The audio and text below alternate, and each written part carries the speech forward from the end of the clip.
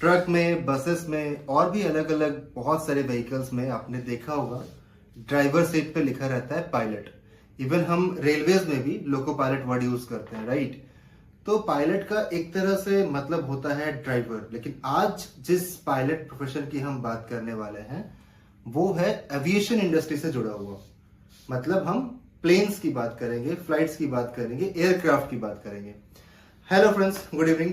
मैं हूं अनिमेश और आज हम जिस प्रोफेशन को डिस्कस करने वाले हैं वो है पायलट, जो जुड़ा हुआ है एविएशन इंडस्ट्री के साथ। तो अब और लेट ना करके आइए शुरू करते हैं हमारा टॉपिक।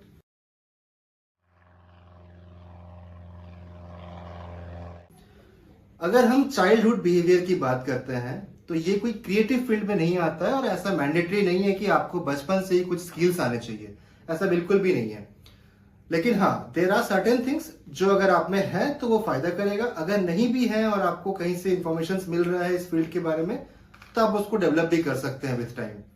लाइक आपका इंटरेस्ट होना चाहिए, एयरक्राफ्ट से रिलेटेड, हाउ प्लेन वर्क्स, कैसे उड़ता है। अगर ये सब आपको अच्छा लगता है जानने में या चर्चा करने में तो ये फील्ड आपके लिए अच्छा है।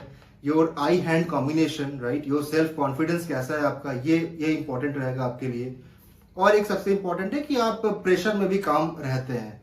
तो अगर ये सारे स्किल्स हैं आपके पास तो डेफिनेटली ये एक ऐसा फील्ड है जिसके बारे में आप सोच सकते हैं, तो ये आपको हेल्प करेगा। तो ये था जनरल ट्रेट या फिर चाइल्डहुड बिहेवियर। कुछ खास क्रिएटिव फील्ड नहीं है तो कुछ खास स्किल चाहिए आपको, ऐसा भी जरूरत है नहीं। सेकंड आता है सब्जेक्ट कॉम्बिनेशन, क्या चाहिए आपको 11th एंड 12th में। तो आपका core subject English, maths and physics तो बिल्कुल रहने वाला है और वो आपको रखना पड़ेगा, ये मैंडेटरी है। इंग्लिश क्योंकि वो इंटरनेशनल लैंग्वेज है तो आपको वो कम्युनिकेट करने के लिए रखना ही पड़ेगा। Maths and physics for obvious reason, you know, वो आपको चाहिए होगा।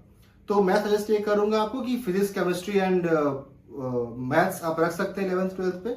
केमिस्ट्री का कोई यूज यहाँ पे है नहीं, तो physics, maths and English is the core subject जहां आपको ज्यादा ध्यान देना पड़ेगा। ठीक है, ये हो गया सब्जेक्ट का। मैं ये सारे टॉपिक्स आज जल्दी जल्दी कवर कर रहा हूं क्योंकि कुछ इंपॉर्टेंट पॉइंट है जो हमें डिस्कस करना है आगे चल के इस वीडियो में, तो मैं वहां पे टाइम थोड़ा लेने वाला हूं आपका। अब आते हैं how to get into colleges और क्या है एंट्रेंस एग्जाम का प्रोसेस। भाई ये कोई कॉलेज का डिग्री नहीं है। हाँ, वैसे अभी आ गया है आजकल BSc aviation, BSc aircraft technologies, बहुत सारे ऐसे कोर्सेज लॉन्च हो गए हैं। लेकिन अगर हम कोर पायलट के बारे में सोच रहे हैं ना तो बस एक चीज ध्यान रखिएगा, आपको ऑब्टेन करना है एक लाइसेंस जिसको हम लोग बोलते हैं सीपीएल। वो होता है कमर्शियल पायलट लाइसेंस, राइट। ये आपको ऑब्टेन करना है, यही आपका टारगेट होना है, यही है रास्ता पायलट बनने का भी। इसके अलावा और कोई ऑप्शन है नहीं। क्या करना होगा, आपने 12th कंप्लीट कर लिया। 12th कंप्लीट करने के बाद आपको एक फ्लाइंग स्कूल में एनरोल होना है। फ्रेंड्स, उसके बहुत सारे ऑप्शंस हैं हमारे पास। उसके लिए ऑफकोर्स आप नेट का यूज ले सकते हैं। मैं भी अपने वीडियो में बताऊंगा कि क्या अच्छे ऑप्शंस हैं और कॉलेज को रैंकिंग को लेकर मैं अलग से वीडियो भी बनाऊंगा आपके लिए। लेकिन आपको बेसिकली एक फ्लाइट स्कूल में एनरोल होना है जो आपको ट्रेनिंग प्रोवाइड करेगा।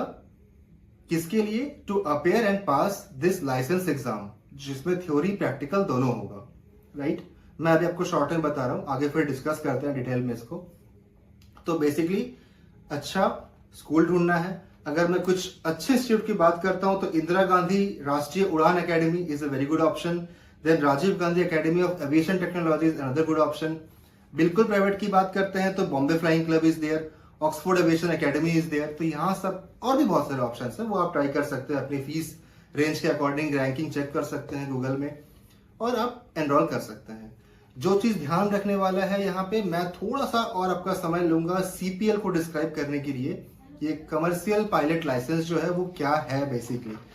तो सीपीएल जो है आपका, ये आपको DGCA, directorate general of civil aviation, इससे अप्रूव्ड, मतलब डीजीसीए अप्रूव्ड जो फ्लाइंग स्कूल है वहीं पे आपको ट्रेनिंग लेके इस एग्जाम में अपेयर होना है। और डीजीसीए ही वो ऑर्गेनाइजेशन है जो आपका सीपीएल का एग्जाम कंडक्ट करता है, राइट। तो आपको लाइसेंस भी वहीं से मिलने वाला है एट द एंड। बहुत सारे पैरामीटर्स हैं इसके और सबसे जो इंपॉर्टेंट पैरामीटर है वो है मेडिकल फिटनेस। भाई अगर आप पायलट का सोच रहे हैं ना तो आपको अपना हेल्थ का ध्यान रखना है, ये आपके लिए टॉप प्रायोरिटी होने वाला है। क्योंकि आपका हियरिंग टेस्ट, विजन टेस्ट, आपका self confidence, your mental ability, your mental fitness, sudden blood test और भी बहुत कुछ और भी बहुत कुछ आपका चेक किया जाएगा। डिटेल में अगर आपको पता करना कि क्या पैरामीटर है और क्या क्राइटेरिया है एलिजिबिलिटी के, तो आप मुझे कमेंट करें, will make another video for that.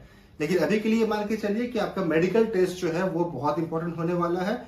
Class 1 medical certificate आपको ऑब्टेन करना है, वो भी अगेन डीजीसीए अप्रूव्ड एग्जामिनर से, तो ये बहुत इंपॉर्टेंट होने वाला है।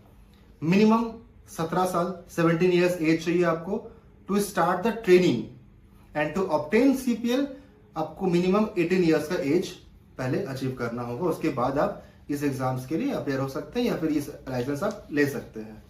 तो बहुत सिंपल है, 12th किया आपने, फिर आपको लग जाना है how to obtain CPL licence, ठीक है। प्रोफेशन की अगर हम बात करते हैं तो बहुत ही प्रिसाइज में मैं ये बोलूंगा आपको प्लेन उड़ाना है सेफली एंड एफिशिएंटली। ये दो वर्ड बहुत इंपॉर्टेंट है। बस सेफली उड़ा रहे हैं ये नहीं, आपको एफिशिएंटली भी उड़ाना है, आपको वो बहुत ध्यान में रखते हुए करना है भाई, बहुत इंपॉर्टेंट है। फ्रैक्शन ऑफ सेकेंड्स में आपको डिसीजन लेना है हवा में, कुछ भी होता है तो आपका जो मेंटल हेल्थ है वो यहाँ पे बहुत इंपॉर्टेंट होने वाला है, राइट। कितने पेशेंस हैं आप, कितने काम रहते हैं आप, ये देखा जाएगा। ये बहुत इंपॉर्टेंट रोल प्ले करेगा आपके सक्सेस में।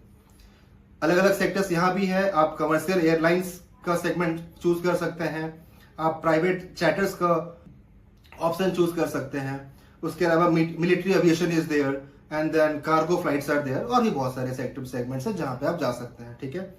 फ्यूचर स्कोप की हम बात करते हैं तो इसका ही बहुत सिंपल सा आंसर यही है कि आए दिन पे आप सुनते हैं कि लार्जेस्ट एयरपोर्ट बन गया आज हैदराबाद में, लॉन्गेस्ट बन रहा है नोएडा में, बीजिंग में, सिंगापुर में, दुबई में।